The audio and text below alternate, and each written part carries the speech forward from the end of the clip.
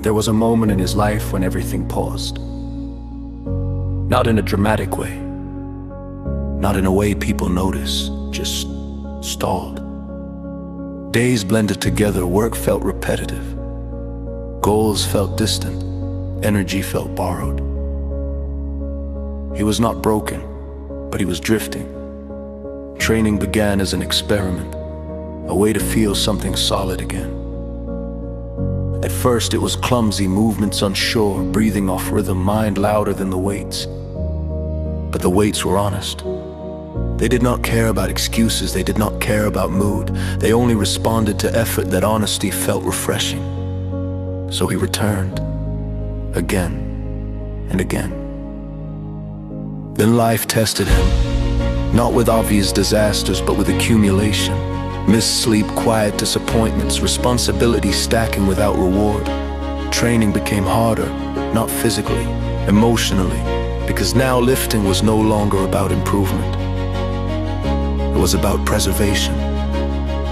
Some days he stood still longer than he trained, hands on the bar, mind arguing. You could skip today.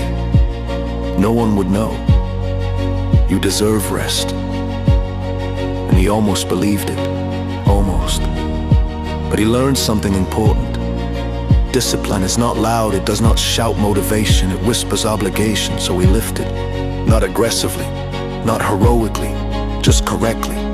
Weeks passed, then months. His body adapted slowly, but something else adapted faster. His tolerance for discomfort. Life did not suddenly improve. Bills still came, stress still visited, doubt still spoke.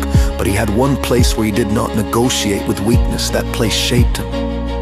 There were days he trained angry, days he trained numb, days he trained without emotion at all. Those days mattered most, because those were the days he proved something quietly powerful, that he did not need ideal conditions to move forward. People noticed eventually, they always do late. They compliment results without asking about the cost. They admire discipline without witnessing the boredom. He smiled politely, not out of pride, out of understanding. He understood that strength is not created in moments of inspiration. It is forged in periods of emotional neutrality, when nothing feels special, when progress feels slow, when quitting feels logical, and still, you show up. Training became more than fitness, it became proof. Proof that effort can exist without applause. Proof that identity can be built privately. Proof that consistency outlives motivation. He was not chasing a perfect body anymore. He was protecting a version of himself he respected, and that changed everything. You don't train to escape life. You train to survive it with strength.